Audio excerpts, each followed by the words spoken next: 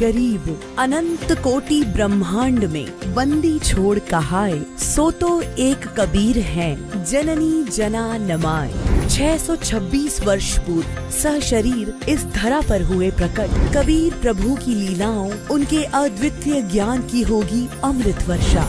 संत रामपाल जी महाराज जी के पावन सानिध्य में 2, 3 व 4 जून 2023 को कबीर परमेश्वर का 626वां प्रकट दिवस मनाया जा रहा है, जिसमें संत गरीब दास जी महाराज जी की अमृतमयी वाणी का अखंड पाठ किया जाएगा। तीनों दिन विशाल व अटूट धर्म भंडारे का आयोजन किया जा रहा है, जिसमें देसी घी में बने लड्डू का प्रसाद भी वितरित किया जाएगा। इतना ही नहीं, 3 जून 2023 को दहेज मुक्त विवाह व रक्तदान शिविर का आयोजन बड़े स्तर पर किया जाएगा तथा तीनों दिन निशुल्क नाम दीक्षा दी जाएगी। इस पवित्र समागम पर आप सभी सहपरिवार सादर आमंत्रित हैं। आयोजन स्थल सतलोक आश्रम, सोजत, राजस्थान। इस भव्य कार्यक्रम का सीधा प्रसारण आप साधना चैनल और पॉपुलर टीवी चैनल पर दिनांक 4 जून 2023 को सुबह 9:15 बजे से देख सकते हैं।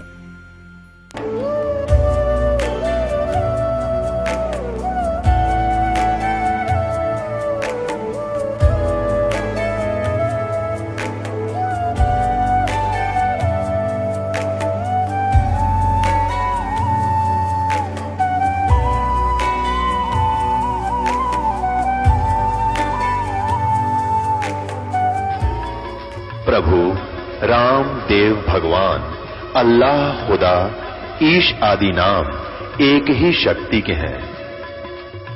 वो कैसा है, कहां है, कैसे मिलता है, किसने देखा है? ये प्रश्नवाचक चिन्ह पूर्ण रूप से हटाने के लिए अवश्य सुनिए जगत गुरु तत्वदर्शी संत रामपाल जी महाराज के अमृत वचन, सर्व पवित्र धर्मों के पवित्र शास्त्रों के आधार पर। परमात्मा ने संयोग जोड़ रखा होता है, उसी के बनाए संस्कार हैं। हम उसके अंदर और अन्य घुसपैठ करते हैं तो भगवान राजी नहीं होता। जैसे डीजे बजाते हैं, फिर दहेज देते हैं, तो इस तरह की जो चीजें हैं ये हमने खत्म करनी पड़ेंगी। जब हमारा बेटा या बेटी परमात्मा से संबंधित हो गया तो समर्थ आप सहारा देगा। 2 रोटी देनी है मालिक ने, सबको देगा। परमात्मा अपनी महिमा आप पर गाते हैं कि पौ फाटी पगड़ा भया और जागी जिया जून, सबका हो को देते है वो चौथ समाना चून। सुबह उठते ही सभी जीव जंतु जाग जाते हैं और परमात्मा सबको जैसा जिसका आहार है चौथ समाना चून। कण कीड़ी मन हाथी को वो प्रतिदिन देता है। कीड़ी को, चींटी को एक कण की आवश्यकता है, हाथी 40 किलो खाता है, तो सब की व्यवस्था उसने कर रखी है। तो इसलिए हम परमात्मा पर आश्रित होंगे तो वो सब कुछ कर सकता है। सतगुरु जो चाहे सो कर ही, 14 कोट दूत जम डर ही, ऊत भूत जम त्रास निवारे और चित्रगुप्त के कागज पाड़े। तो परमात्मा हमें याद दिलाते हैं कि यह संसारिक जो सुख हैं ये भक्तों के काम के नहीं होते। जैसे हम त्योहार मनाते हैं, इनका क्या औचित्य है? इसे गंदे लोक में हम खुशी मनावें या तो अपना टाइम पास करना चाहिए। जैसे एक भक्त मिला, उन्हें दीक्षा ली, उनको जब ये नियम बताए गए ऐसे ऐसे नहीं करना, उसने बताया जी 10 वर्ष हो गए हमने त्योहार नहीं मना लिया। कोई ऐसी दुर्घटना घटती है, कोई घर में चाचे ताऊआ के या रिश्तेदारी में बहन मामा बुआ के, कि हमने 10 वर्ष हो गए कोई त्योहार नहीं मना लिया, तो फिर कहाँ गए वो त्योहार? अब जैसे साधु संत इनसे पहले ही बचकर चलते हैं। एक विवाह हुआ एक लड़के का, पहले दिन तो डीजे बजा रहे हैं, सारे नाच कूद रहे हैं, सब बहन भी बेटियां भी कंजरियां की तरह गली में नाचे। ये कोई जीवन है? ये कौन सी सभ्यता ग्रहण कर ली हमने? प्रथम तो भक्तों का वैसे ही ये काम की नहीं, और आम समाज ने भी ना करनी चाहिए, जो भक्ति से दूर है। बहन बेटियां भी सड़े आम उसमें सड़क पर नाचे, और वो बूढ़े लोग आप भी गेला डूंगे मारे, ये कोई बात हुई? कहाँ गई बुद्धि? मती मारी गई सबकी, अध्यात्म ज्ञान से दूर हो गए। पश्चिमी सभ्यता को हम इन मीडिया के माध्यम से बुराई को ग्रहण करते जा रहे हैं, इसको दूर करना है। ये भक्ता के काम की नहीं, बाकी चाहे कोई कुछ भी करो, बस उनको भी यही प्रार्थना है कि यह बुराई कतिकरण की नहीं है।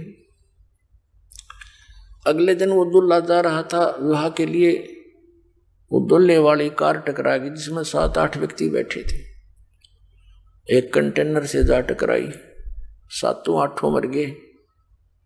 पहले दिन तो नाचे थे, अगले दिन टक्कर मार रहे हैं। बाल पाड़ रही वह बहन बेटियां जो पहले दिन नाचे थी। अपनी आत्मा इसे गंदे लोक में हम क्या कर रहे हैं? करना क्या चाहिए था? आदरणीय नानक साहिब जी के पास भक्त गए, जैसे आम व्यक्ति जाता है, देखते हैं। उनसे कहा कि भगवान आप बड़े मायूस रहते हैं, आपके चेहरे पर कोई खुशी नहीं नजर आती, क्या कारण है इसका? तब उन्होंने कहा था, ना जाने काल की कर डारे, किस विध ढल जा पास आवे, और जिनाते सिरते मौत खुड़क दी, उन्होंने केड़ा हासावे। अब महापुरुषों की, भक्तों की वो दिव्य दृष्टि काम करने लग जाती है, ज्ञान की अखियां काम करती हैं, उनके ऊपर फिर पर्दा नहीं गिरता। उनको ये पता होता है ना जाने कब क्या बिजली गिर जाए इस गंदे लोक में। पोलैंड देश का एक पूरा मंत्रिमंडल एक जहाज में जा रहा था, अब ये तो पिछले वर्ष की बात है, और वो जा किस लिए रहा था? कोई नेता की मृत्यु होगी थी, उसका शोक व्यक्त करने। मुंह कांड जाम थे और वो एक्सीडेंट हो गया, कोई खराबी आ गई इंजन में। 97 व्यक्ति बताओ, 97 के 97 मर गए, इंक्लूडिंग प्राइम मिनिस्टर, वहां का प्रधानमंत्री भी। अब बता उनकी क्या क्या आशाएं थी, क्या क्या इच्छाएं थी? तो पुण्यात्माओं, हमारे ऊपर इस काल की, इस माया का, भांग का घना नशा हो गया। इतने गजब के उदाहरण देखकर भी हमारी बुद्धि काम नहीं करती, डरते नहीं हम इस गंदे लोक से निकलने की चेष्टा भी नहीं करते। तो इस काल की माया की भांग हमने घड़ी पी रखी है। लेकिन इस ज्ञान के सुनने से ये एंटीबायोटिक है, इन्हीं से उतरेगी, या फिर भांग भी इन्हीं से उतरेगी, लगन भी इसी से जागेगी। जैसे हम माया जोड़न की होड़ बना रहे हैं, इसको छोड़न की और बुराई त्यागन की, फिर यहाँ देखा देखी या छूटेगी। इस ज्ञान के आधार से हम पल पल बचेंगे। और भी बहुत से प्रमाण हैं, जैसे यहाँ पीछे आंध्र प्रदेश का एक मुख्यमंत्री हेलीकॉप्टर से जा रहा था, हेलीकॉप्टर क्षतिग्रस्त हो गया, दुर्घटनाग्रस्त हो गया। 3 दिन में 100 पाया था उसका, और आगे माड़ा लिए खड़े थे उसके, भाई यहाँ आएंगे पता नहीं क्या क्या सुख देगा, तुमने क्या सुख देगा, उसकी आप क्या हालत होगी। तो हम भगवान को छोड़ के और इन नकली सुख देने वालों के चपक गए। ये क्या दे सकते हैं जिनका आप अस्तित्व नहीं? तो इनसे हटके भगवान पर आस्था बनाओ, परमात्मा देगा। जब हमारा सारा काम ठीक होगा, हमारी रक्षा भी होगी, और परमात्मा ही सब कुछ करा सकता है और उन्हीं से करवा देगा। तो इसलिए हम मालिक पर विशेष आस्था रखेंगे, तो तभी हम इस भक्ति मार्ग पर आगे बढ़ेंगे। हमें रोज नए चमत्कार होंगे। जब तक हम भगवान को आधार मानकर इस भक्ति रूपी सफर पर नहीं चलेंगे और हम दूसरों पर आश्रित रहेंगे और भक्ति भी करते रहेंगे, तो हमने 50% लाभ होगा। 100% होगा जब हम पूर्ण विश्वास मालिक पर कर लेंगे। तो फिर देखना, ऐसे पीछे एक और था, कहाँ का, हिमाचल प्रदेश का, किसका था वो मुख्यमंत्री, 7 दिन में लाश पाई थी, हेलीकॉप्टर एक्सीडेंट होकर मर गया था। और कितने बताऊं, बहुत प्रमाण है, ये तो मुख्य से याद है। हरियाणा के 2 कैबिनेट मिनिस्टर शपथ लिए, 10 दिन भी ना हुए थे मेरे ख्याल में, हेलीकॉप्टर गिर गया, दोनों मर गए। तो पुण्यात्मा, यहाँ संतों की इस वाणी को याद रखना चाहिए। कि ना जाने काल की कर डारे किस विध ढल जा पासावे, और जिनाते सरते मौत खुड़क दी उन्होंने केड़ा हंसावे। 1 सेकंड का पता नहीं कब के कहां से के कहानी बिगड़ जा। फिर नानक साहब जी से पूछा कि हे भगवान, क्या आप कभी प्रसन्न नहीं होते, सदा ऐसे ही रहते हो? तब उन्होंने कहा कि साध मिले सड़ साधी होंदी और बिछड़ जा दिलगिरी वे, अखदे नानक सुनो जहाना मुश्किल हाल फकीरी वे। नानक साहब जी सत्संग किया करते थे महीने में 1 बार। तो कहा करते थे जब ये साध मिले सड़ साधी होंदी, ये साध संगत जब वापस आ जाती है सत्संग सुनने के लिए तो मेरी खुशी का ठिकाना नहीं रहता, और जब ये बिछुड़ कर जाते हैं मुझे मायूसी छा जाती है कि ये बच्चे भगवान के संसार में जा रहे हैं। और संसार की और भक्तों की मर्यादा, उनके नियमों में दिन और रात का अंतर होता है, और यदि मर्यादा भंग हो जाती है तो परमात्मा का कनेक्शन कट जाता है। मर्यादा भंग होने से भगवान का हाथ उठ जाता है। तो वो कहा करते थे कि ये बच्चे जब वापस आ जाते हैं तो मैं समझता हूं कि काल के दूतों का इनके ऊपर असर बना नहीं, तो मेरी खुशी का ठिकाना नहीं रहता कि भगवान के बच्चे सही मार्ग पर जा रहे हैं। और जब ये जाते हैं मुझे मायूसी इसलिए हो जाती है कि भक्ति इस काल के गंदे लोक में बड़ी कठिन बना दी। लोग भक्ति भी करते हैं, मांस शराब भी पीते खाते हैं, लोग भक्ति भी करते हैं, ड्रामाबाजी साथ भी करते हैं, क्योंकि वो भक्ति है ही नहीं उनके पास। तो यहाँ कहते हैं साध मिले सड़ साधी होंदी विछड़ जा दिलगिरी वे, अखदे नानक सुनो जहाना मुश्किल हाल फकीरी वे। ये हमारी भक्ति, फकीरी माने भक्ति, ये मुश्किल क्यों होगी? क्योंकि हमारी परंपराएं जो भक्ति बाधक वो घनी फैला ली हमने। उन परंपराओं को कम करना है, बिल्कुल सिंपल वे माना पड़ेगा हमने, जब हम सफल हो पाएंगे। हम 20% जो प्रयत्न करेंगे ना रोटी के लिए तो भी हमारा गुजारा हो सकता। जो आज हम 100% कर रहे हैं फिर भी टाइम पर टूक नहीं, और टेंशन लिए फिर प्रत्येक प्राणी, किसी ने देख ले टेंशन होगी, किसी ने देख ले टेंशन होगी। क्या की टेंशन हो रही है? ये हमने अपनी परंपरा बिगाड़ रखी है। अब जैसे दास कि यहाँ बच्चों का विवाह करते हैं सिंपल वे से, जैसे कपड़े पहन रखे हैं जिटीज, और रोटी भी यहाँ भगवान के भंडार में खाओ और बच्चों का ब्याह करो और जाओ। और जैसे घर पे भी करते हैं तो भी इसी तरह हमने ड्रामाबाजी नहीं करनी। परमात्मा ने ब्याह बच्चों का कर रखा होता है। अब हम ज्यादा दुखी इन बातों से हैं कि जिसका 3 बेटी होगी, अब उसको पता है कि समाज में किस तरह विवाह किया जाते हैं, तो उसका जीना हराम हो जाता माँ बाप का। और अब ऐसा होगा कि चाहे कितनी हो जाओ बेटी, खर्चा तो होना है नहीं, सिंपल वे से ब्याह करेंगे अपने बच्चों का, और बेटी को नाम दिला दे भगवान का, सदा सुखी रहेगी। एक पिताजी कितना धन दे सकता अपनी बेटी को? क्या आजीवन उसका गुजारा करा सकता है? फिर भी उसने अपने संस्कार से ही उसका काम चलेगा। तो संस्कार हम अच्छे बनाएंगे, बचपन से मालिक से जोड़ देंगे उन बच्चों को, तो परमात्मा सदा साथ रहेगा। जहां हम उनका साथ नहीं दे सकते वो भगवान साथ देता है। तो हम दुखी इसलिए हो गए कि हम परमात्मा की उस लाइन से दूर चले गए जिससे हमें सब सुविधाएं मिलनी थी। अब पहले तो जैसे पुनकर्मी प्राणी थे सतयुग त्रेता द्वापर में, उनके पूर्वजन्म की बैटरी इतनी चार्ज होती थी, वो कुछ भी साधना कर रहे होते थे और चाहे ना कर रहे होते थे, सारे सुखी नजर आते थे। जो साधना कर रहे थे वो ये सोचा करते थे कि हम जो भक्ति कर रहे हैं इसी से हमें लाभ हो रहा है, क्योंकि आत्मा भगवान की भक्ति बिना रह नहीं सकती। और जो नहीं कर रहे थे वो उनका गिनती नहीं। लेकिन पहले ऐसे कोई व्यक्ति नहीं थे जो परमात्मा की भक्ति ना करते हो, साधना से वो कुछ भी कर रहे होते। अब भी विश्व में 70-80% व्यक्ति हैं जो भगवान में आस्था रखते हैं। थोड़े बहुत जैसे चीन और रूस जैसे लोग हैं ये नास्तिक हो गए हैं, ये भी इन नकली गुरुओं के कारण ही हुए हैं जिनके द्वारा बताए गए भक्ति विधि से परमात्मा से मिलने वाली राहत उनको हुई नहीं, जिस कारण से उन्होंने अपनी सोच से ये विधान बना दिया भगवान कहीं नहीं है, अपना करो और खाओ बस। और काल यही चाहता है कि इनको ऐसी उल्टी पट्टी पढ़वा दूं, ऐसा गलत भक्ति मार्ग बतवा दूं, इनको अध्यात्म लाभ हुआ नहीं, ये नास्तिक हो जा। परमात्मा का ये प्रयत्न रहता है कि इनमें आस्था बनी रहे भगवान की।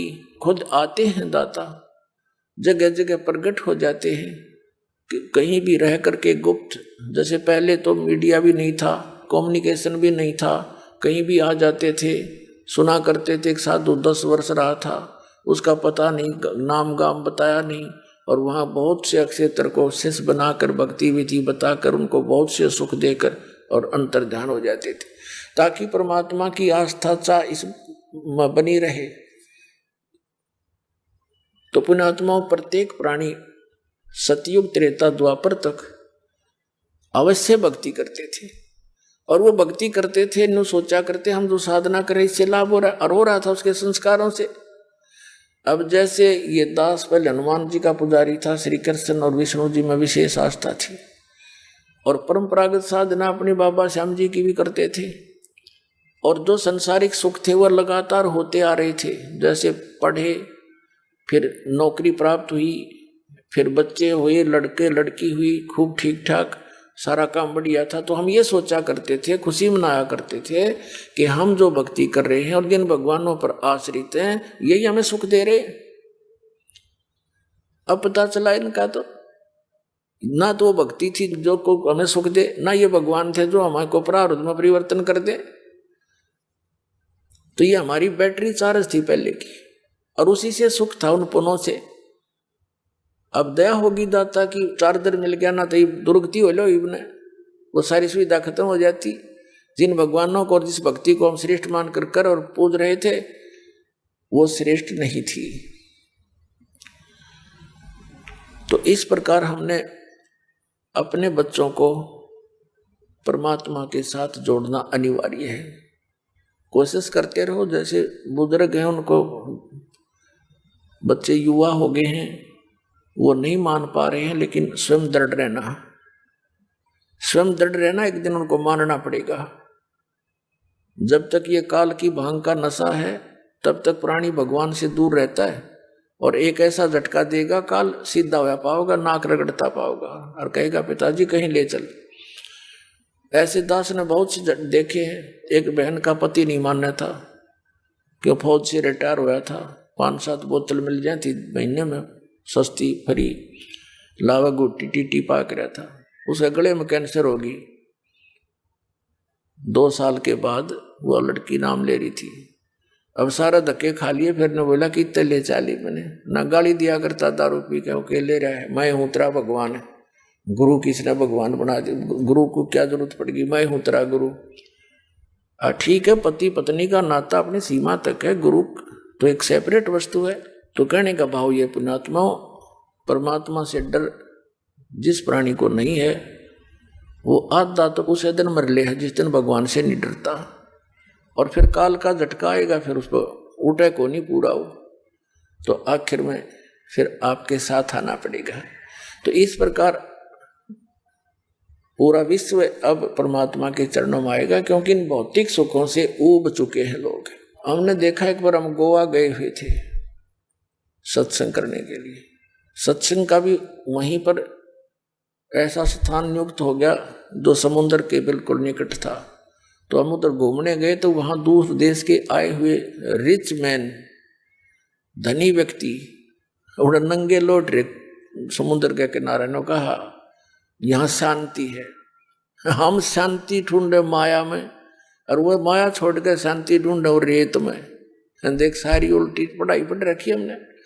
तो ईब वस्त कति छक लेंगे इस भौतिक गाने गुणे सुनकर, टीवी टावी देख कर, मोबाइल तभी बोर हो लेंगे, क्योंकि जो आत्मा को चाहिए वह वस्तु मिल नहीं रही। और मन की आदत है, एक वस्तु न देखेगा चाहेगा 10 दिन में रिजेक्ट कर देगा, और चाहिए। तो ये तो एक मालिक ने बढ़ुआ बताया है कि इसका तो कितना अंत को नहीं। तो इसकी हर प्रकार से काल की जो डोर को टाइट करने के लिए, इसकी इच्छाओं का नाश करने के लिए तो तत्व ज्ञान की आवश्यकता होती है। जो भक्ति के अंदर सुख है प्राणी को, इस पृथ्वी की किसी वस्तु पर नहीं हो सकता, क्योंकि वो सुख है नहीं, हम सुख मान रहे हैं उनको। कबीर साहब कहते हैं झूठे सुख को सुख कहे ये मान रहा मन मोद, ये सकल चबी ना काल का, कुछ मुख में कुछ गोद।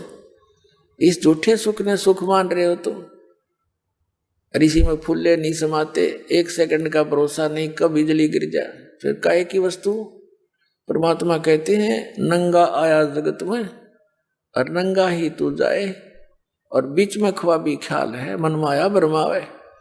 कति निवस्त्र आया था, निवस्त्र ले जाएंगे, फूक आओगे जाकर, जब जागा यहाँ से तुझे कोई कपड़ा साथ नहीं चले तेरे।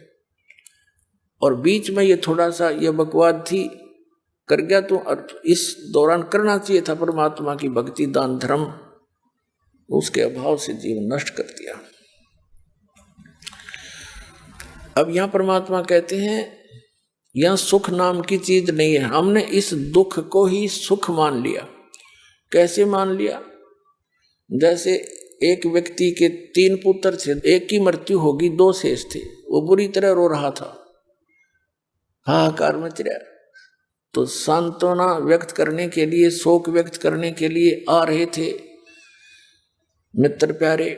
उनमें से एक व्यक्ति ऐसा आया जिसका एक ही पुत्र था, उसी की मृत्यु हो चुकी थी 2 वर्ष पहले।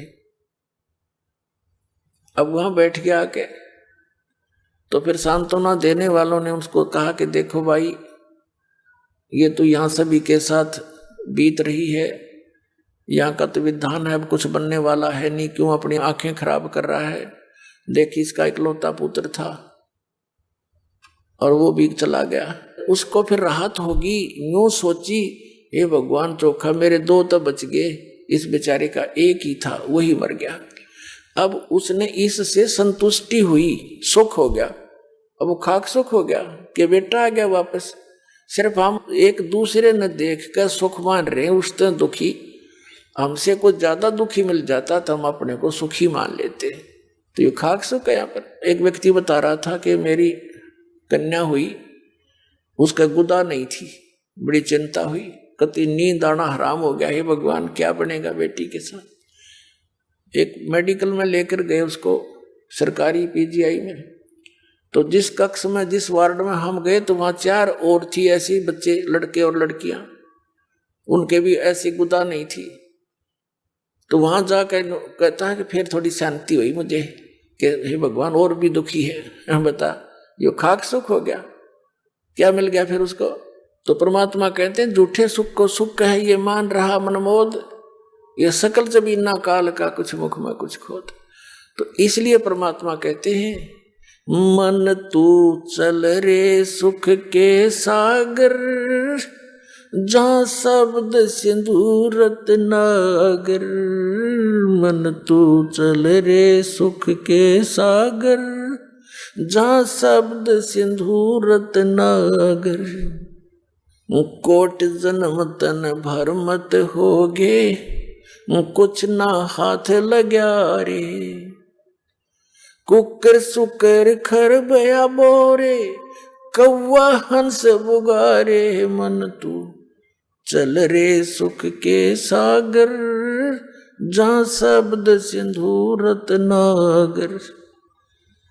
मन तू चल रे सुख के सागर। जैसे समुद्र के अंदर जहाज चला जाता है 200 किलोमीटर 300 किलोमीटर, तो वहां चारों तरफ दृष्टि फैलाकर जहाज के यात्री देखते हैं, जल के अतिरिक्त कुछ भी दिखाई नहीं देता। जहां तक नजर जाती है सागर ही सागर दिखाई देता है। तो परमात्मा कहते हैं वहां सतलोक में ऐसे सुख ही सुख है, सुख ही सुख का सागर है, वहां कोई दुख नहीं। और फिर क्या बताते हैं, कोट जन्म तन भर मत होगे, कुछ ना हाथ लगा रे। कुकर सुकर खरबया बोरे, कौआ हंस बुगारे। कोटि जन्म तू राजा की न्या, मिटी न मन की आशा। भिक्षुक होके दर दर घूम्या, ये मिला ना निर्गुण रासा। असंग जन्म तन मरत्या होगे, जीवित क्यों ना मरे रे। 12 मध्य मैल मठ बोरे, बहुर ना दे धरे रे। दोजक भिष्ट सभी तैं देखे, राजपाट के रसिया। 3 लोक से तरपत नाही, ये मन भोगी खसिया। सतगुर मिले तो इच्छा मिटे, पद मिल पदे समाना। चल हंसा उस लोक पठाऊं, जो आदि अमर अस्थान। 4 मुक्ति जहाँ चंपी करती, माया होरी दासी। दास गरीब अभय पद पर से, वो मिले राम अविनाशी। अब क्या बताते हैं, मन तू चल रे सुख के सागर, जहां शब्द सिंधूरत नागर। कहते हैं कोट जन्म तन बरमत हो गए और कुछ नहीं हाथ लगा रे। कुकर सुकर खरबा बोरे, कौआ हंस बगारे। कोटि जन्म तू राजा की न्याह, मिटी न मन की आशा। भिक्ष को कह तू दर दर घूम्या, और मिला नी निर्गुण रासा।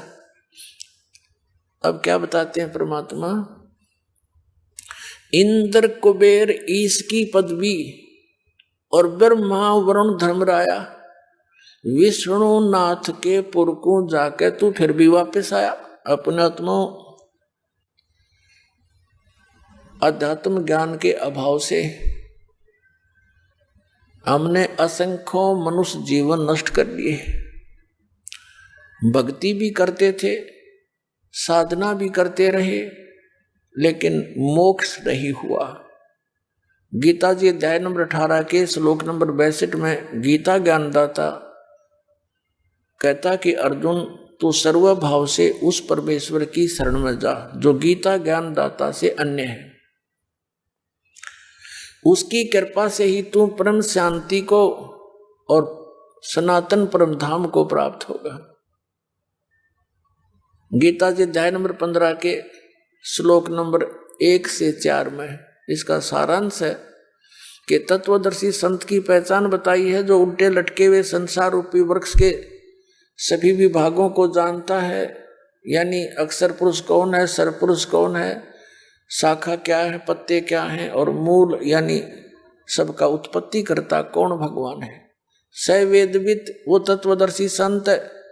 तत्वदर्शी संत की प्राप्ति के उपरांत परमात्मा के उस परम पद की खोज करनी चाहिए, जहां जाने के बाद साधक फिर लौटकर कभी संसार में नहीं आते। और जिस परमेश्वर ने सभी ब्रह्मांडों की रचना की है और उसके अतिरिक्त और किसी की भी भक्ति साधना उपासना नहीं करनी चाहिए। अपने विषय में गीता ज्ञानदाता अध्याय नंबर 2 के श्लोक 12 में, अध्याय नंबर 4 के श्लोक 5 और 9 में, गीता अध्याय 10 के श्लोक 2 में कहता है, अर्जुन तेरे और मेरे बहुत जन्म हो चुके हैं, तू नहीं जानता, मैं जानता हूं, मेरे जन्म और कर्म दिव्य हैं। इसे सीधा गीता ज्ञानदाता ब्रह्म है, जो श्री कृष्ण जी में प्रवेश करके बोल रहा है, ये सरपुरुष काल है। इसकी पूजा करने से भी जन्म मृत्यु समाप्त नहीं होती, क्योंकि ब्रह्म साधना से ब्रह्म लोक जाते हैं। 8वें अध्याय के 16वें श्लोक में लिखा है कि ब्रह्म लोक पर्यंत सब पुनरावृत्ति में है। तो गीता ज्ञानदाता की भक्ति करने से भी मोक्ष पूर्ण नहीं होता, वो पद नहीं मिलता जहाँ जाने के बाद साधक फिर लौटकर कभी नहीं आते।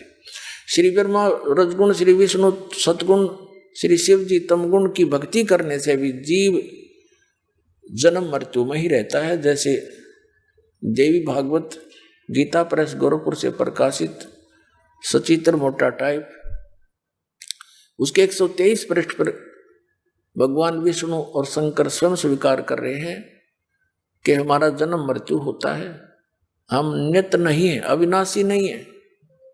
तो इससे सिद्ध हो गया कि इनकी साधना करने वाला भी नाशवान यानी उस स्थान को नहीं प्राप्त कर सकता जहाँ जाने के बाद फिर लौट कर नहीं आना पड़ता, और वहीं जाने के बाद वो शांति होगी, सुख होगा, और वो मिले बिना फिर सुख नहीं।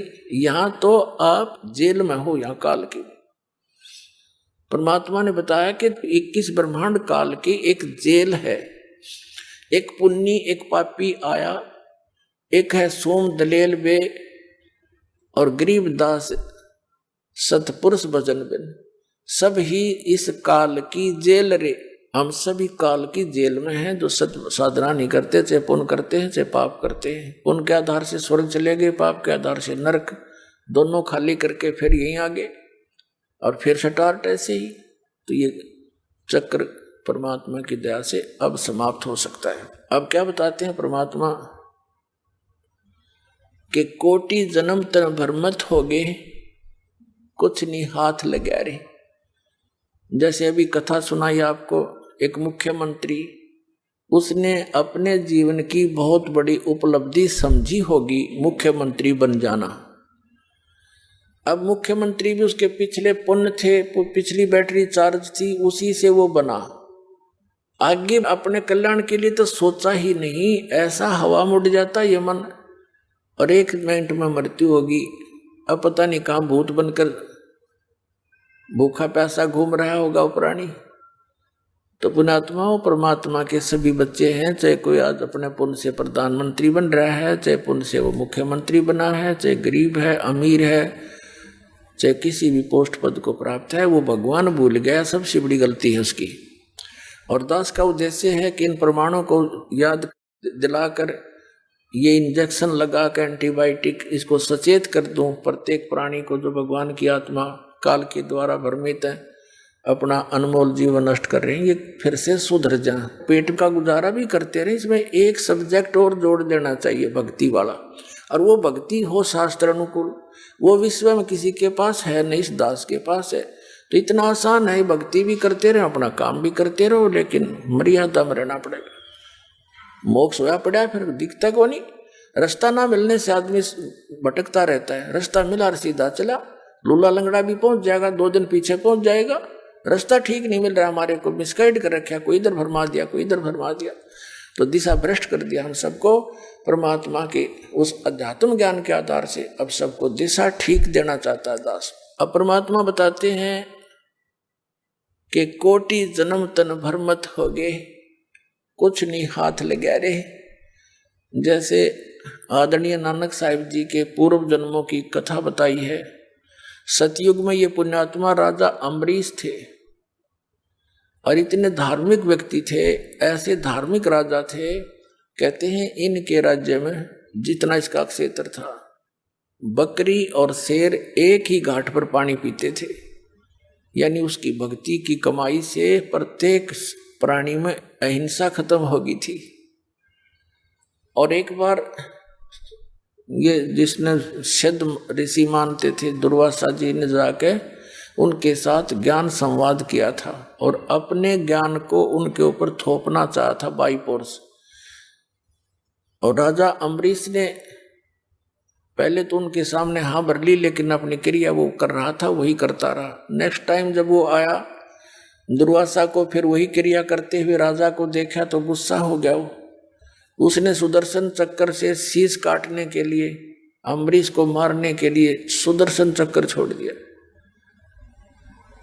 अब वो सुदर्शन चक्कर राजा अम्बरीश पर अटैक ना करके वापस दुर्वासा की तरफ मुड़ गया उसी को मारने के लिए। अब दुर्वासा भाग लिया, सिद्धि से उड़ गया। पहले शिव जी के लोक में गया, शिव जी ने कहा भी मेरे बस की बात नहीं, तू यहाँ से निकल। फिर ब्रह्मा जी के पास गया, ब्रह्मा जी ने भी हाथ जोड़ दिया, भाई ये मेरे बस का नहीं है, तू निकल यहाँ से, मुझे मरवाएगा। अब विष्णु जी के पास इसलिए नहीं जा रहा था क्योंकि राजा अम्बरीश विष्णु जी के पुजारी थे। आखिर में उसने वहां जाना पड़ा। जब भगवान विष्णु जी के पास वो पहुंचा तो सुदर्शन चक्र 10 कदम नीचे रुक गया हवा में और अम्बरीश विष्णु जी के चरणों में खड़ा था। तब विष्णु जी ने पूछा कि बोल भाई ऋषि जी क्या गुस्ताखी कर दी तूने, सुदर्शन चक्र क्यों तेरा पीछा कर रहा है। उसने फिर सारी कहानी बताई, जी ऐसे ऐसे मैंने राजा अम्बरीश के साथ बदतमीजी कर दी। विष्णु जी ने कहा कि उसी के पास जाओ, वो अक्षमा करेंगे तो तेरी माफी होगी, मैं नहीं कर पाऊंगा। अब रो दुर्वासा वहां बैठ के विष्णु जी के चरणों में, हे भगवान, उसको इतनी संतुष्टि तो होगी थी दुर्वासा को कि यहाँ आने से ये रुक गया, खड़ा हो गया दूर, तेरे पे असर नहीं कर पा रहा। तो कहता है भगवान मुझे आपके शरण से कहाँ भेज रहे हो, मुझे मार डालेगा ही। तो विष्णु जी ने कहा मैं नहीं कुछ कर पाऊंगा, चरण उसके पकड़ जाके अम्बरीश के। तो और चारा ना देखा, चल पड़ा। एक बार पीछे देखा, आगे न बाजे। राजा अम्बरीश के चरणों में जाकर कहा मुझे माफ करो। राजा अम्बरीश ने वो सुदर्शन चक्र हाथ में पकड़ लिया और शांत करके उसका दे दिया, ले तेरी तोब। और भक्ति का मार्ग न्यारा है, ये सिद्धियां पिद्धियां ये तो बच्चों के खिलौने हैं। तो इतना विद्वान था और ऐसा भक्ति युक्त था वो प्राणी। अगले जन्म में वो राजा अम्बरीश राजा जनक हुए, और राजा जनक के समय भी उस जीवन काल में उसने हजारों की संख्या में यज्ञ किए, और जिस कारण से बहुत से जहां वो यज्ञ किया करते वो तीर्थ भी प्रसिद्ध हैं। और एक सुखदेव नाम के ऋषि थे, माँ के गर्भ से बैटरी चार्ज थी उसकी पिछले जन्मों की, बाहर आती आकाश में उड़ के चला गया था, पिता माता के मुख भी नहीं देखा था और गुरु धारण नहीं कर रखा था उसने। भगवान विष्णु ने उसको अपने लोक से वापस कर दिया था कि तू निग्रह है, गुरु नहीं है तेरा, गुरु बना। भगवान विष्णु ने कहा था सुखदेव ऋषि को कि राजा जनक को गुरु बनाओ। अब वो बाल ब्रह्मचारी राजा जनक गृहस्थी सुखदेव ऋषि के सामने एक समस्या उत्पन्न होगी थी कि भी मैं तो बाल ब्रह्मचारी और त्यागी और वैरागी सन्यासी एक गृहस्थी को कैसे प्रणाम करूंगा। इस काल ने हमारे कई बंधन बांध रखे हैं ताकि वो भक्ति ना कर ले। मान बड़ाई सबसे बड़ी दुश्मन है इस प्राणी की। कबीर साहब कहते हैं राज तजना सहज है सहज तरिया का ने, और मान बड़ाई ईर्षा दुर्लभ तजना ये। अरे इनके तजे बिना भगवान नहीं मिल सकता। कहने का भाव ये है, अंत में उसने राजा जनक से दीक्षा लेनी पड़ी। दास जो आज के सत्संग में जो सिद्ध करना चाहता है कि ऐसी पुण्यात्मा राजा जनक, ऐसा भक्ति युक्त एक सन्यासी ने चरणों में माथा टेका और शेष बनना पड़ा। और फिर वो क्या हुआ, कैसे चलता है ये काल हमारे को। जब पुण्यों से युक्त राजा जनक शरीर छोड़कर विमान में बैठकर जा रहा था, रास्ते में एक नरक था। उस नरक के अंदर 12 करोड़ आत्माएं उसमें अपना दुख भोग रही थी, हाहाकार मचा था। अब संत साधु दयालु होते हैं। राजा जनक ने उन पायलटों से कहा कि विमान रोको, ये रोने की आवाज कहाँ से आ रही है पता करो। तो उन्होंने बताया कि जी यहाँ एक नरक है, इस नरक में अपने पापों का भोग भोग रही हैं सभी आत्माएं। तो राजा जनक ने कहा कि इनको छोड़ दो, इनका दुख मेरे से देखा नहीं जाता। तो पार्षदों ने जो साथ आए हुए थे भगवान के दूत, उन्होंने कहा कि नहीं राजा, यहाँ आपका हुक्म नहीं चलता, यहाँ तो धर्मराज के आदेश से सब कुछ होता है। तो उन्होंने कहा कि धर्मराज से मेरी बात कराओ, अन्यथा मुझे भी यहीं छोड़ दो। ये सारी समस्या धर्मराज के पास फोन किया उन्होंने। धर्मराज ने कहा कि राजन आप आ जाओ, इनका अपना कर्म इनके भोगना ही पड़ता है, तो जैसा कर्म प्राणी करता है उसको भोगना पड़ेगा, आप अपने स्वर्ग में जाओ। राजा जनक ने कहा कि नहीं, या तो इन सबको छोड़ दो ना मुझे भी इसी में डाल दो, मैं नहीं जा सकता आगे। अब धर्मराज आ गया वहां पर। उसने एक विकल्प रखा कि राजन एक विकल्प है इसका, आप अपने पुण्य इनको दान कर दो, संकल्प कर दो, फिर हम इनको निकाल देंगे इस नरक से। तो राजा जनक ने अपने 50% पुण्य उनके निमित्त कर दिए। अब वहां से वह सभी आत्माएं निकाल दी और स्वर्ग में राजा जनक के साथ भेज दी। अपने आत्माओं, जब तक राजा जनक द्वारा दिए गए पुण्य एवरेज में सबके बांटा आए, वो पुण्य रहेंगे तब तक तो वो रहेंगे स्वर्ग में, और जो पाप उन्होंने भोगने थे वो शेष हैं, वापस फिर वो आकर अपना नरक फिर भोगेंगे। और उधर से राजा जनक 50% का उसका जाड़ा ले लिया, वो खाली कर दिया। अब फिर बाकी का समय अपना स्वर्ग में व्यतीत करके वही पुण्यात्मा नानक जी बने। श्री नानक देव जी सिख धर्म के प्रवर्तक पहले राजा बने, राजा अम्बरीश, राजा जनक, सैकड़ों लाखों नौकर सैनिक उनके नौकर होते थे। और फिर स्वयं पिछले पुण्य अक्षीण हो जाने से वो स्वयं एक सुल्तानपुर के अंदर नवाब के यहाँ स्वयं नौकर लगे हैं। अब देखो परमात्मा की फिर रजा, जो जन मेरी शरण है ताका हूं मैं दासे, गेल गेल लाग्या फिरूं जब तक धरती आकाश। अब जैसे सतयुग त्रेता द्वापर में ये प्राणी तकरीबन आस्था मालिक में रखते हैं, गणेश से दुखी ना होते हैं, और कलयुग में पाछे फिर इनकी सारी पुण्य पिछले तकरीबन समाप्त हो लेते हैं, और जो साधना ये करेंगे उनसे आगे बेनिफिट होना नहीं, क्योंकि वो शास्त्र विरुद्ध है। तो परमात्मा ने उस समय इसलिए सिलेक्ट किया था कि इस समय सबकी बुद्धि ठिकाना आ जाएगी और ज्ञान समझ लेंगे, और मैं जो मार्ग बताऊंगा उससे इनको सुख मिलेगा जो भगवान से मिला करता है, तो मुझे आसानी से पहचान लेंगे। तो नानक साहब जी को परमात्मा आके स्वयं मिले बेई नदी पर, और सचखंड लेकर गए, वहाँ की सारी व्यवस्था दिखाई, तो वापस छोड़ा। उसी दिन से नौकरी भी त्याग दी। ऐसी लगन लगी उस मालिक की। और फिर ये बता के मैं काशी में आया हुआ, धानक रूप में, जुलाहे रूप में वहाँ रहता हूँ, आ जाना।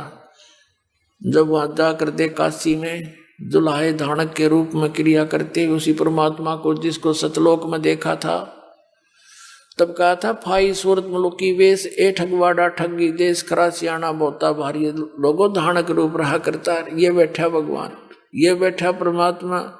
हाँ, फिर उसकी कोई नहीं माने, क्योंकि वहाँ जुलाहों की कॉलोनी में सब इकट्ठे हो गए और कहें देख पंजाब का व्यक्ति पागल हो गया नीरू के बेटे को भगवान बतावे। फिर परमेश्वर ने कहा कि भक्त अब कोई फायदा नहीं इनको कुछ कहने सुनने का, आप अपनी भक्ति करो। 12 वर्ष तक नानक साहब जी डंडोरा पीटते रहे, देश प्रदेश में जा जाकर ऋषि महर्षियों के साथ उन्होंने उनके छक्के छुड़ा दिए ज्ञान के आधार से, लेकिन वो ढीठ माने नहीं, अन्ना जनता को मानने दिया। उस समय नानक साहब के बहुत कम शिष्य थे, बाद में फिर धीरे धीरे उनकी कृपा होती रही। ये सिख समाज एक बहुत विस्तार के साथ हो गया। 600 वर्ष के अंदर ये सारा कुछ इतना प्रफुल्लित हुआ। तो परमात्मा अब इसी प्रकार हमें याद दिलाते हैं, कोट जन्म तन भरमत हो गए कुछ नहीं हाथ लगा रे, अब कुकर सुकर खर बोरे कौआ हंस बगारे। अब इसी कंसेप्ट को क्लियर करने के लिए पुण्यात्मा आपको एक प्रमाण दिखाते हैं। ये जिस पुण्यात्मा की भांग उतर गई होगी इस ज्ञान के सुनंत है, ये भी इतनी देर का जो सत्संग आपको किया गया है, इस आत्मा के ऊपर चोट लगाई है ताकि यू होश में आ जा, थोड़ा इस ज्ञान को सुन ले। और जब तक ये थोड़ी सी नशा नहीं उतरता, इतनी सतर्क नहीं होती, और यहाँ बैठा बैठा भी दूर दूर के तगड़म बगड़म लगाए रहता है, वहाँ नो करना था, वहाँ ऐसे करना था, पता नहीं क्या हो रहा होगा। तो यहाँ इस ज्ञान से वो खत्म होंगे पहले तो जो मन भ्रमित करता है। अब ये ज्ञान अंदर समाएगा, आपके अंदर जाएगा तो तभी तो ये अपना काम करेगा। अब आपको एक ऐसा इतिहास दिखाते हैं, आपका कलेजा हिल जाएगा। जो साधनाएं तो आप कर ही नहीं रहे हो, जो इन महापुरुषों ने साधनाएं की उसके बाद इनकी ये ब्रह्मटी हुई। और अब कलयुग में तो वो भक्ति भी को नहीं जो वेदों अनुसार हुआ करती थी। तो आज के जो मार्गदर्शक हैं वो बिल्कुल ज्ञानहीन और भक्तिहीन प्राणी हैं, उनके पास कोई भक्ति नहीं ना कोई ज्ञान है। तो उनके बताए मार्ग से जो साधना करें, अपना जीवन नाश करें। आपको दिखाते एक महावीर जैन की कथा। ये महावीर जैन जी जो जैनियों का 24 में तीर्थंकर माने जाते हैं, ये कौन थे और जैन धर्म के प्रवर्तक कौन थे? श्री ऋषभदेव जी,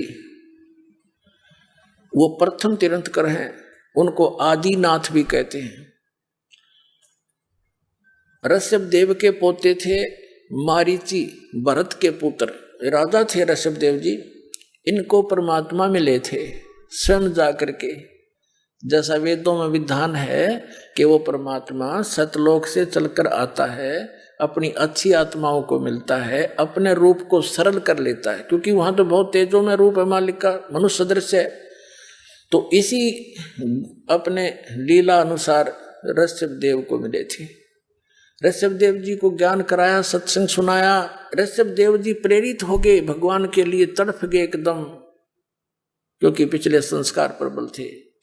लेकिन परमात्मा की बात को स्वीकार ना करके अन्य ऋषियों से जो ज्ञान वो परंपरागत सुना करते उसी के आधार से घर से निकल गए अपने बच्चों को राज दे करके। और वैसे ही लोकवेद के आधार से 1 वर्ष तक तो वो निराहार रहे, यानी बगैर कुछ खाए पिए। फिर 1000 वर्ष तक तप किया, घोर तप किया। और फिर जब साधना संपूर्ण की तो प्रथम धर्म देशना कहते हैं दीक्षा। तो प्रथम दीक्षा अपने पोते भरत के पुत्र मारीची को दी। और वही मारीची आगे चल के 24 में तीर्थंकर महावीर जैन हुए। तो जो ऋषभ देव जी जैसी साधना करते थे, कुछ वेदों का आधार था, ओम नाम था, हठ योग ये काल की प्रेरणा थी, उसके करने वाले प्राणी पर भी कितने कष्ट आए। इंद्र कुबेर ईश की पदवी, ब्रह्मा वरुण धर्मराया, विष्णुनाथ के पुर को जाके तो फिर भी वापस आया। अब देखो, आओ जैन धर्म को जाने, एक पुस्तक है, ये इन जैनियों के द्वारा ही लिखी गई है।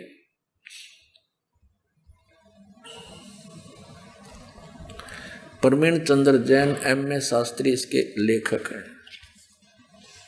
आओ जैन धर्म को जाने, ये है लेखक प्रवीण चंद्र जैन M.A. शास्त्री, जम्बूदीप हस्तिनापुर। प्रकाशक है श्रीमती सुनीता जैन, जम्बूदीप हस्तिनापुर, मेरठ उत्तर प्रदेश में। मुद्रक है ये Dhirendra Jain, new Rishabh offset printers, Meerut. अब इसके हम 293 से शुरू करेंगे। यहाँ 293 पृष्ठ है ये प्रश्न उत्तर लिखे हुए हैं। श्री महावीर भगवान के अन्य कौन कौन से नाम हैं?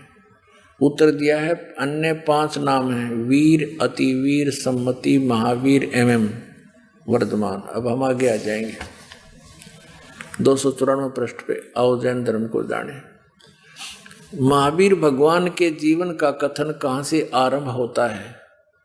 उत्तर पूर्वा नामक भील की पर्याय से, यानी मारीची से पहले ये एक पूर्वा नामक भील था। पूर्वा भील कौन था? उसने क्या किया? पुष्कलावती देश की पुंडरी कीणी नगरी में वह भीलों का राजा था। उसने सागरसेन मुनिराज से मद मास मधु का त्याग व्रत लिया था, जिसे जीवन पर्यंत पालन किया। श्री महावीर भगवान का जीव पूर्वा भील की पर्याय से कहा गया। पूर्वा नामक भील के जीवन को पूरा करके कहा गया। पहले 100 धर्म स्वर्ग में 1 सागर की आयु वाला देव हुआ। 100 धर्म स्वर्ग में चला गया, वहां देव हुआ। फिर पहले स्वर्ग के बाद श्री महावीर भगवान का जीव किस पर्याय में गया? भरत चक्रवर्ती की रानी अनंतमती से मारीची नामक ज्येष्ठ पुत्र हुआ। अब देखो, ये मारीची भरत का पुत्र, राजा ऋषभदेव का पोता। तो आपको थोड़ा इतिहास और दिखाना पड़ेगा। ये एक पुस्तक है जैन संस्कृति कोश, जैन इतिहास संस्कृति कला एवं पुरातन, प्रथम खंड। लेखक हैं प्रोफेसर भागचंद्र जैन, भास्कर। जैन संस्कृति कोश, जैन इतिहास संस्कृत कला एवं पुरातन, प्रथम खंड। लेखक हैं भागचंद्र जैन, प्रकाशक हैं डॉक्टर भागचंद्र जैन, भास्कर। मानद निदेशक सन्मति प्राच्य शोध संस्थान, नो एक्सटेंशन एरिया, 23 तुकाराम चाल, सदर नागपुर। ये और भी यहाँ, और ये प्राप्ति स्थान इनके यहाँ पर है। अब ये है स्वर्गीय पूज्य पिता श्री गौरीलाल जैन एवं मातु श्री पूज्या तुलसी देवी जैन की पुण्य स्मृति में सादर समर्पित, जिनके प्यार दुलार से और सम्मति से, स्नेह से, सहयोग से मैं यहाँ तक पहुँच सका हूँ, भागचंद्र जैन। और इसकी कीमत देखो, इन पुस्तकों की 3000 रुपये कीमत है। 3000 रुपये 3 खंडों का भारत में। और विदेशों में $200, ये तो और गणे हो जाते हैं। अब भारत में 3 है ये पुस्तक, ये सबसे मोटी है जो मैं आपको दिखा रहा हूँ। ऐसी ऐसी और भी हैं, ये एक और है ऐसी, ये जैन संस्कृति को द्वितीय भाग, एक और है तीसरा। तो इनके तीनों के मिलाकर 3,000 रुपये। आज तक मेरे ख्याल में ये 10,000 की होंगी। ये तो सन 2003 में हम ले आए थे, जब इसके 1,000 रुपये एक पुस्तक के, और इकट्ठी दें तीनों 3,000 रुपये में हैं। और ये इनका बिल्कुल इतिहास है और इनका मान्यता प्राप्त इन्हीं के द्वारा लिखा हुआ। अब इसके हम चलते हैं 175 पृष्ठ पे, ये देखिएगा 175 पृष्ठ पे। ऋषभ के पौत्र मारीची भरत के पुत्र को पुराणों में वैदिक धर्म का प्रवर्तक माना गया। ये मारीची जो है वैदिक धर्म का प्रवर्तक है, जिसको वैदिक धर्म के गुण गाए जाते हैं। ये मारीची उसका प्रवर्तक है, यानी उसका निर्माता है, उसका मुखिया है वैदिक धर्म का। अब देखो, और यही मारीची जैन परंपरा में आगे चलकर महावीर वर्धमान बना, महावीर जैन हो गया। यो ये आगे दिखाते आपको, ये है 176 पृष्ठ पे। तीर्थंकर ऋषभदेव की जीवन घटनाएं। तीर्थंकर ऋषभदेव अंतिम कुलकर नाभिराज के पुत्र थे। उनकी माता मरु देवी थी। वे इक्ष्वाकु वंशी नाभिराज अयोध्या के एक लोकप्रिय राजा थे। तरुण होने पर नाभिराज ने ऋषभदेव का विवाह सुनंदा और सुमंगला से कर दिया। सुनंदा ने तेजस्वी पुत्र बाहुबली और पुत्री सुंदरी को जन्म दिया, और सुमंगला ने भरत सहित 99 पुत्रों और ब्राह्मी पुत्री को जन्म दिया। समय आने पर ऋषभदेव ने भरत को अयोध्या का, बाहुबली को तक्षशिला का और शेष युवराजों को उनकी योग्यता अनुसार राज्य सौंपकर संसार त्याग दिया और दीक्षा लेकर साधना में लीन हो गया। किसी ऋषि से दीक्षा ले ली, गुरु बना लिया। साधना काल में पाणिपात्री ऋषभदेव 1 वर्ष तक निराहार रहे, कुछ नहीं खाया 1 वर्ष। बाद में बाहुबली के पौत्र संन्यास कुमार ने इक्ष्वाकु रस देकर उनकी इस निराहार वृत्ति को तोड़ा, ईख का जूस प्याकर। लगातार 1000 वर्ष तक फिर तपस्या की। लगातार 1000 वर्ष तक तपस्या करने वाले मुनि ऋषभदेव ने अंत में केवल ज्ञान प्राप्त किया और धर्म देशना प्रारंभ की, यानी दीक्षा देना शुरू की। प्रथम धर्म देशना यानी पहला चेला बनाया कौन?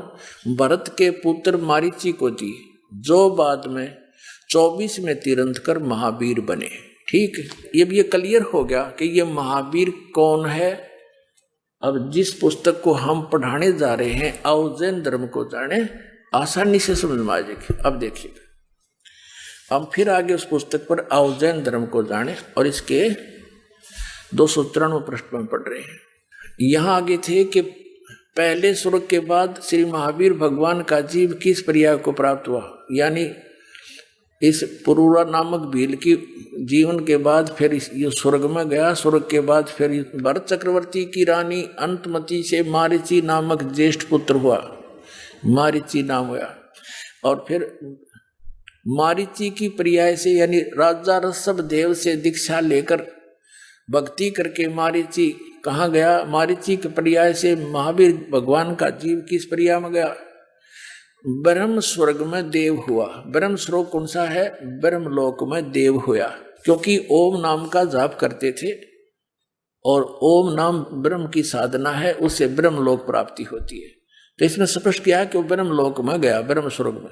अब देखो, ब्रह्म स्वर्ग से श्री महावीर भगवान का जीव किस पर्याय में गया?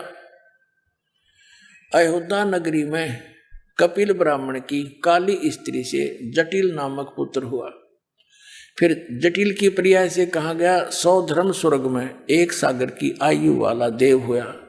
फिर कहा गया? इसी भरत क्षेत्र में सुतिका नामक गांव में अग्निभूत ब्राह्मण की गौतम स्त्री से अग्निशय नामक पुत्र हुआ। फिर कहा गया? फिर स्वर्ग में गया। फिर स्वर्ग से कहा गया? भरत क्षेत्र के मंदिर नामक गांव में गौतम ब्राह्मण की कोस की पत्नी से अग्निमित्र नाम का पुत्र हुआ। फिर कहा गया महेंद्र स्वर्ग में चला गया। महेंद्र स्वर्ग से महावीर भगवान का जीव कहा गया। अब 295 पढ़ रहे हैं। मंदिर नगर में सालकाय ब्राह्मण की पत्नी से भारद्वाज नामक पुत्र हुआ। आइए अब हम उन श्रद्धालुओं के अनुभव जानते हैं जो जगत गुरु तत्वदर्शी संत रामपाल जी महाराज जी से दीक्षा प्राप्त कर चुके हैं तथा उनके द्वारा बताए गए भक्ति मार्ग पर चल रहे हैं। नमस्कार जी। सत साहिब जी। क्या नाम है जी आपका? सुरेंद्र राम कुशवाहा। सुरेंद्र जी, आप कहाँ से हैं? ग्राम रमरेपुर, तहसील सकलडीहा, चंदौली से। सुरेंद्र जी, संत रामपाल जी महाराज से नाम दीक्षा आपने कब ली? सर 4 अप्रैल 2016 को। सुरेंद्र जी, संत रामपाल जी महाराज से नाम दीक्षा लेने से पहले आप क्या भक्ति साधनाएं किया करते थे? जी, नए सरकार चंदौली में है एक, उन्हीं से मैं नाम दीक्षा ले रखा था, उन्हीं की भक्ति मैं किया करता था। फिर आप संत रामपाल जी महाराज की शरण में कैसे आए? एक संत रामपाल जी महाराज के शिष्य थे, उन्होंने मुझे एक ज्ञान गंगा पुस्तक दी। मेरा पुत्र मरा हुआ था, एक ही इकलौता बेटा था, और उन्होंने कहा कि भगत जी इस चीज़ को पढ़िए आप, तो आपको शांति मिलेगी। तो मैंने उस पुस्तक को पढ़ा। जब उस पुस्तक को पढ़ा तो मुझे 3 दिन तक नींद नहीं आई। फिर मैंने उस पुस्तक में पढ़ा कि जहाँ मैं भक्ति करता था, जिस गुरु के पास था, उसमें लिखा था गुरु ब्रह्मा गुरु विष्णु गुरु देवो महेश्वर गुरु साक्षात पर ब्रह्म तस्मै श्री गुरुवे नमः। तो इसे मुझे हृदय को झटका लगा कि ये भी पूर्ण गुरु नहीं है। तब मैं 4 अप्रैल 2016 को संत रामपाल जी महाराज के से नाम दीक्षा ग्रहण की। सुरेंद्र जी, संत रामपाल जी महाराज से नाम दीक्षा लेने के बाद आपको क्या क्या लाभ मिले? संत रामपाल जी महाराज से नाम दीक्षा लेने के बाद मुझे शारीरिक सुख मिले, मानसिक और आर्थिक स्थिति भी सुधरी, और सबसे बड़ा लाभ, मेरी बेटी को यूट्रस में कैंसर था। मैंने कैंसर का इलाज चंदौली सरकारी अस्पताल में दिखाया और वहाँ पर एक्सरे और सारा रिपोर्ट मैंने लिया। तो डॉक्टर ने बोला कि बिना ऑपरेशन का नहीं ठीक होगा, ऑपरेशन करवाना ही पड़ेगा। तो मैंने कहा कि मेरे पास पैसे इतने नहीं हैं, मैं ऑपरेशन नहीं करवाऊंगा। पूर्ण परमात्मा संत रामपाल जी महाराज के चरणों में जाकर मैंने समर्पण किया और परमात्मा से बेटी को नाम दिलाया। जिस दिन मैंने नाम दिलाया, नाम लिया, उसी क्षण जो है पेट का दर्द गायब हो गया। उसके बाद से आज तक कोई तकलीफ नहीं हुई, बिना ऑपरेशन के, बिना दवाई के, और मेरी बेटी का कैंसर ठीक हो गया। जबकि डॉक्टरों ने कहा था कि बिना ऑपरेशन का ये नहीं ठीक होगा, ऑपरेशन करवाना ही पड़ेगा। तो मैंने कहा कि मैं ऑपरेशन नहीं करवाऊंगा, मैं परमात्मा के शरण में जाकर परमात्मा से नाम लिया, दीक्षा दिलाया। उसके बाद मेरी बेटी का सर्व रोग नाश हो गया। मेरे कान के पर्दे में छेद था, मैंने एक्सरा करवाया चंदौली हॉस्पिटल में, फिर मुंबई केएम हॉस्पिटल में मैंने दिखाया। वहाँ के भी डॉक्टर बताए कि कान के पर्दे में छेद है, कान के पर्दा लगाना पड़ेगा, बिना ऑपरेशन का नहीं होगा। तो मैंने फिर कहा कि मेरे पास इतने पैसे नहीं हैं, मैं ऑपरेशन नहीं करवा सकता। फिर मैंने पूर्ण परमात्मा संत रामपाल जी महाराज से मैं प्रार्थना की। उसके बाद ये मेरे कान का पर्दा ठीक हो गया। उसके बाद फिर गया दिखाने के लिए डॉक्टर को, वापस केएम हॉस्पिटल में फिर गया। तो वहाँ पर डॉक्टरों ने कहा कि आपके कान का पर्दा ठीक है, ऑपरेशन की कोई ज़रूरत नहीं है। तो मैंने सर कहा कि आपने कहा था कि ऑपरेशन करवाना पड़ेगा। तो फिर पूछे कि आप क्या करते हो? तो मैंने कहा संत रामपाल जी महाराज की मैं भक्ति करता हूँ, इसलिए मैं ठीक हो गया। आप मेरा रिपोर्ट देख सकते हैं। भक्तमती को मैंने बोला कि अकाउंट में जा कर के देखो कितने पैसे हैं। तो मेरे अकाउंट में सिर्फ 300 रुपये था, मैंने देखा था। तो भगतमती ने अकाउंट गई चेक करने, तो उसमें अकाउंट में 11,300 रुपये था, आया हुआ था। और मैंने कहा कि जो पैसा उसमें से निकाल करके सुनार का कुछ पैसा बकाया है उनका दे देना। तो वो देने के लिए वहाँ गई तो सुनार ने बोला कि आपका कोई पैसा नहीं, सब पैसा चुकता है। संत रामपाल जी महाराज की दया से ये सब कुछ हुआ।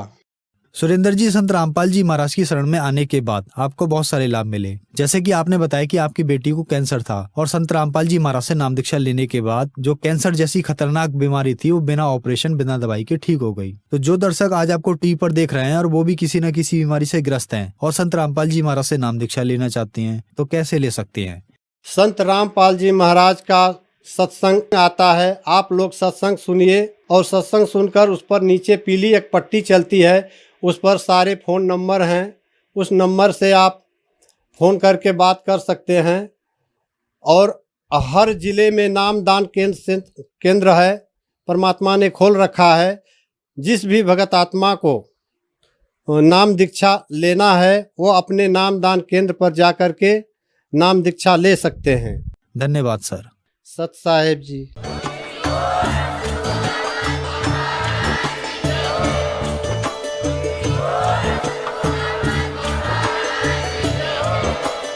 आप सुन रहे थे जगत गुरु तत्वदर्शी संत रामपाल जी महाराज जी के मंगल प्रवचन। अधिक जानकारी के लिए विजिट कीजिए हमारी वेबसाइट www.jagatgururampalji.org। संत रामपाल जी महाराज जी के शुभ आशीर्वाद से पूरे विश्व भर में 500 से भी ज्यादा नाम दीक्षा केंद्र हैं, जिन पर संत रामपाल जी महाराज जी द्वारा ऑनलाइन निशुल्क नाम दीक्षा दी जा रही है। अपने नजदीकी नाम दीक्षा केंद्र का पता करने के लिए संपर्क करें 8222880541।